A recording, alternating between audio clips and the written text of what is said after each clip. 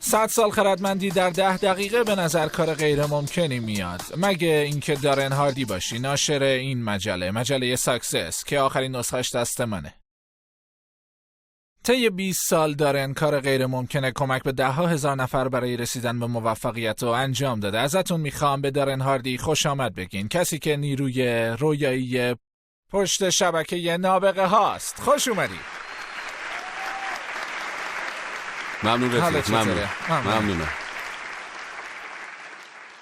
سوالی که از من خیلی پرسیده میشه اینه که از بین همه فرصتایی که در مجله ساکسس برای مطالعه، دیدار و گفتگو با افراد موفق داشتم، کدوم از اون افراد مورد علاقه من هستن؟ کاری که امروز میخوام بکنم اینه که نه تنها اون شخص مورد علاقه رو معرفی کنم، بلکه شما رو با کسی آشنا کنم که بیشترین تأثیر رو در زندگیم داشته، هم در نتایج مالی و هم در نتایج شخصی زندگیم. فرصت اینو داشتم که با این شخص ارتباط داشته باشم. آشنایی ما از اونجا شروع شد که همدیگر رو در هواپیما دیدیم و در حین صحبت کردن از پدر بزرگی گفت که تازه 100 ساله شده بود. 100 ساله بود و من خیلی هیجان زده شده بودم، چون تا حالا یه پیرمرد 100 ساله ندیده بودم و این پیرمرد رو دیدم که از بخشی از شوروی که حالا اسمش اوکراینه با خانواده‌اش به اینجا اومده بودن، یعنی مهاجرت کرده بودن. این خانواده در فقر مطلق بودن و در تمام سالهای بزرگ شدن این فرد در زیرزمین یک خونه زندگی میکرد و چون توانایی مالی نداشتن نمیتونستن پسرشون رو به دبیرستان بفرستن.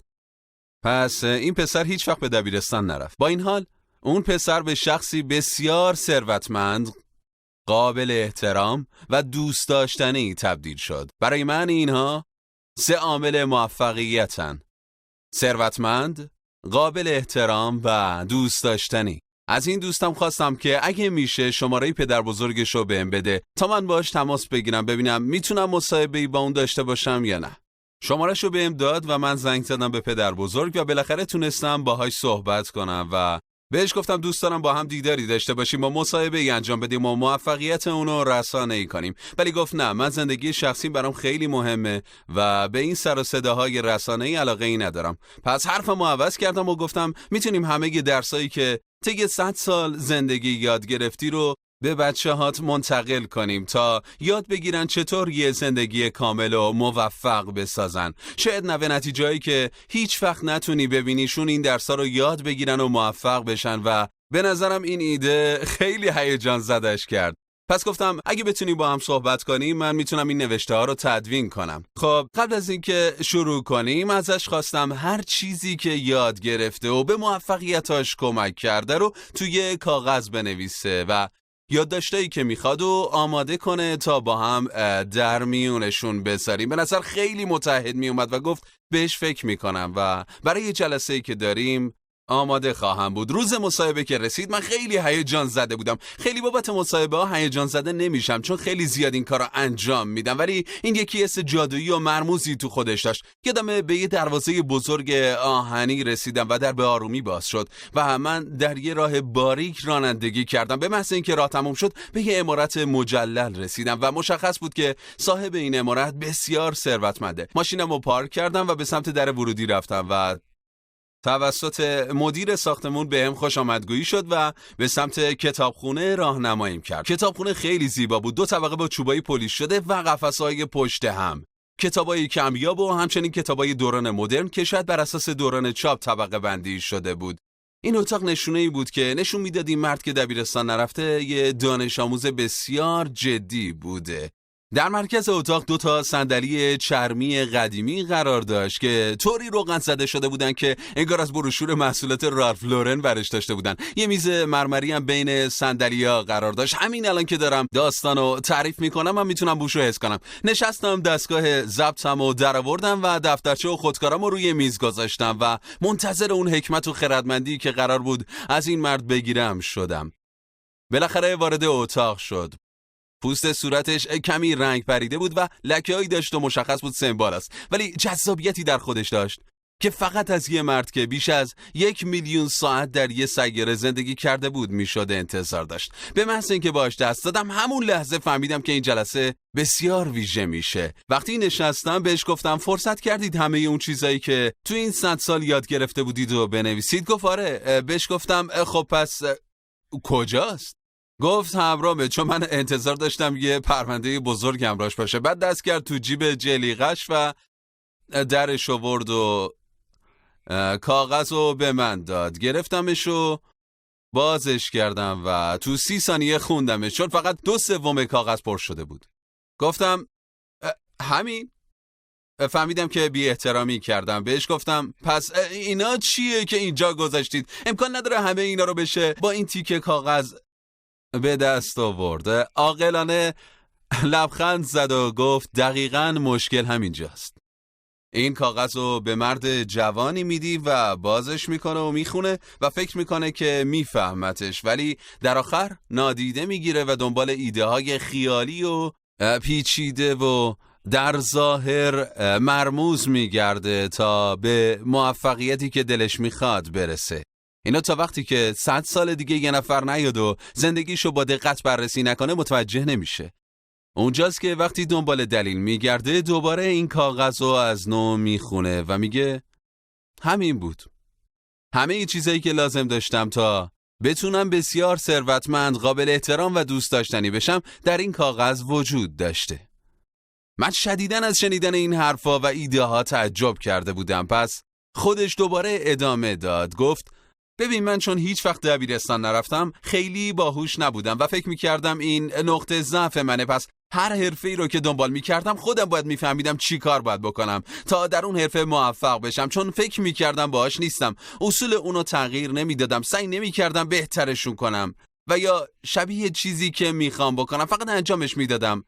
و چون بارها و بارها اون کار انجام میدادم در اون حرفه خیلی ماهر میشدم و به نقطه قوتم تبدیل میشد. اولین چیزی که در اون کاغذ نوشته شده بود این بود: در هر کاری تنها 2-3 نکته مهمه. 2 ساعت در مورد این حرف زدیم و فکر کنم در مورد هیچ موضوعی بیشتر از این حرف نزده باشیم. بهم گفت باید اون 2-3 تا نکته رو پیدا کنی، بهشون عمل کنی و در انجامشون به مهارت کامل برسی. میدونم که در این مقطع از سمینار همیشه دنبال ایده هستید و به اطراف نگاه میکنید و دنبال اینید که یه چیزی به ذهنتون برسه، ولی وقتی زمانش برسه و به محل کار و رابطه ها و زندگیتون برگردید در نهایت فقط چند تا نکته اهمیت دارن. اجازه بدید این مسئله رو براتون باز کنم. یادمه که داشتم مستند استیون هاکینگ رو به نام طرح بزرگ نگاه میکردم. هاکینگ داشت تلاش میکرد کیهان و هستی رو توضیح بده و میگفت شما میتونید کیهان، هستی و سیستم پیچیده مثل مغز رو درک کنید، چون همه اونا در نهایت توسط چند اصل ساده کنترل میشن. چند اصل ساده کل جهان هستی و کیهان و مغز رو کنترل میکنه. وقتی شما اون اصول ساده رو درک کنید، اون وقت میتونید این سیستمای پیچیده رو بررسی، کنترل و روشون تسلط پیدا کنید.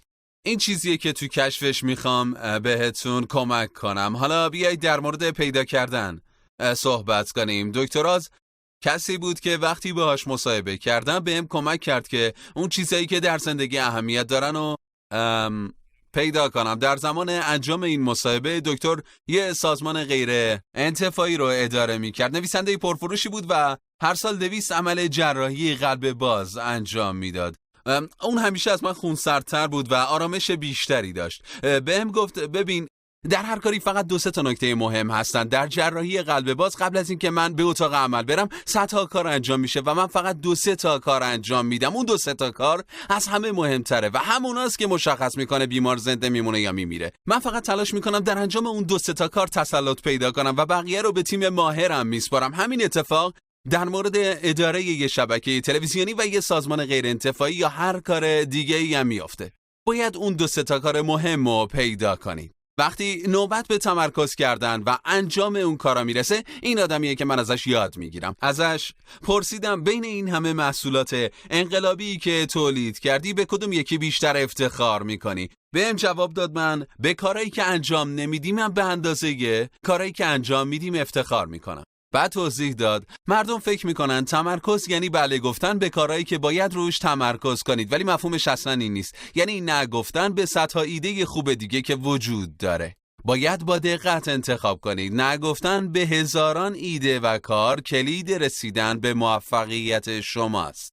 از وارن بافت، اسطوره شهر اوهاما که خیلی در مورد ثروت و سرمایه گذاری میدونه پرسیدن اگه بخواید تمام بیزنسی که دارید و در یه اصل خلاصه کنید چه چیزی کلید اصلی موفقیت شما بوده؟ جواب داد از هر 100 فرصت خیلی عالی که به من پیشنهاد میشه من 99 بار بهش نه میگم.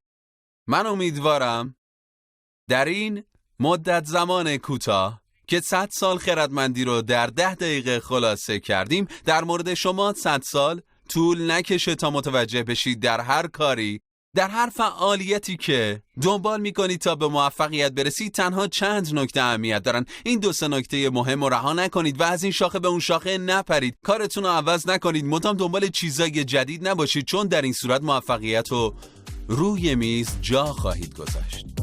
خیلی ازتون ممنونم. ویدان مهارت آموزی آنلاین